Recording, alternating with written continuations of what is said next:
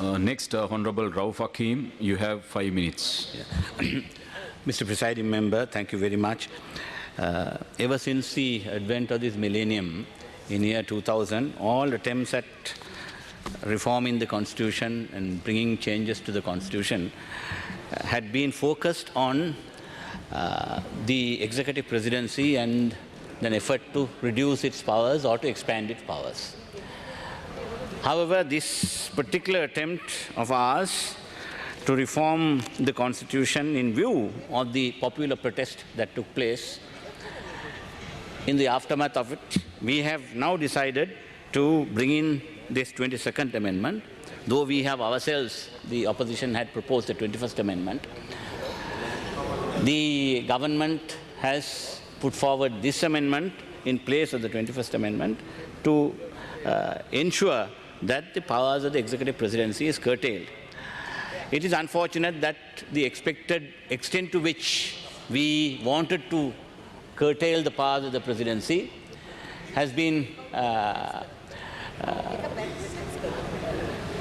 reversed by the Supreme Court decision, since most of the important elements which we wanted to see had been declared to be requiring the referendum. And this basically is in the teeth of the arguments that took place way back in year 2000, when the then 19th Amendment bill was taken up in the Supreme Court for argument.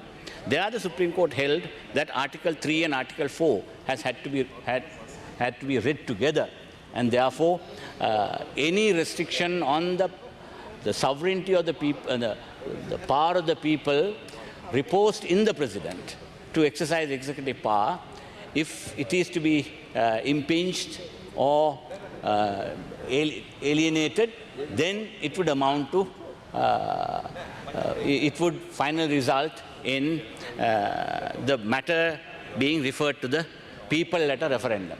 Similarly, this Amendment 2, some important elements of the power of the executive president is now declared to be requiring the referendum, and therefore, though we have not been able to achieve the extent, the desired extent to which the executive power should be reduced, at least marginal improvement is taking place through this act, and therefore we would be inclined to support this. And this is like musical chairs. Now, we had the 17th Amendment, the 19th Amendment, both of which, in fact, curtail these powers. But somehow, this particular 22nd Amendment, the same Supreme Court says that it will require a referendum to change those particular elements of presidential power when it comes to appointment of the Constitutional Council, even the deeming provision when the President doesn't appoint members recommended by the Constitutional Council, then also his powers when it comes to appointment of cabinet ministers and the Prime Minister, all of which has not reached the expected level to which we would have desired that to happen, but still we feel, member, you have 2 minutes. Marginal as it is, we should welcome this, and therefore we would be supporting it. Having said that, may I also say that this government has been dealt a severe blow by the Supreme Court yesterday in trying to, in its determination regarding the rehabilitation centers bill that was proposed. Very damning indictment on the government, when it very clearly threw out the bill. And it says in the summary of the determination, Supreme Court says the bill as a whole is inconsistent with Article 12(1) of the Constitution, and as such may be enacted only by a special majority required by Article 84(2), again to be referred to a referendum. However, this inconsistency shall cease if all references to ex-combatants, violent extreme groups, and any other group of persons will be deleted from the bill. Finally, you will be left with only the drug rehabilitation cases to be referred to these rehabilitation centers. And this is a serious indictment of the government. Who are these people who are preparing such bills? They totally have been rejected.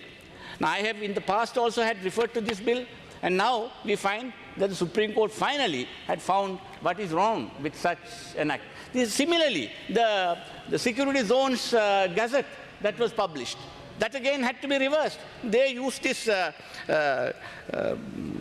National Secrecy Act to impose a security zone gazette.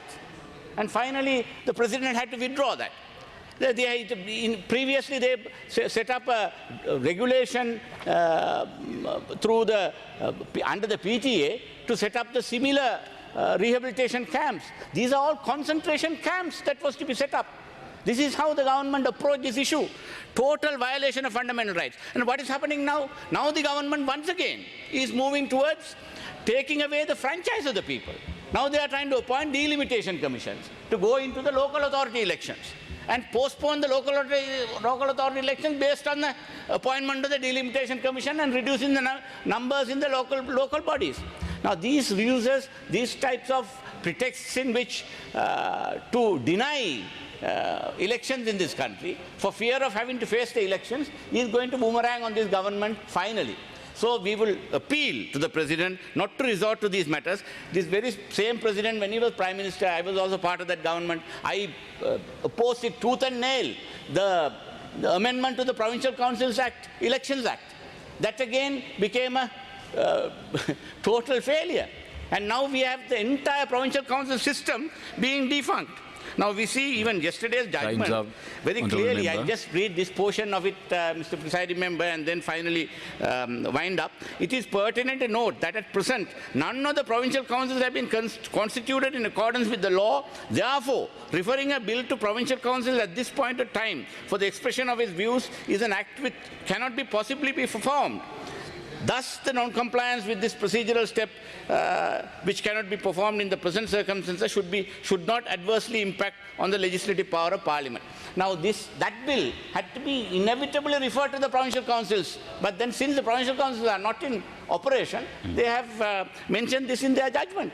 And this is what has happened by using all these pretexts to postpone elections. So therefore, I am pleading with the government not to resort to these subterfuges to postpone elections anymore, to hold elections on time, and to see that the exercise of the power of franchise by the people is permitted without any hindrance. Thank you. Thank you, Honorable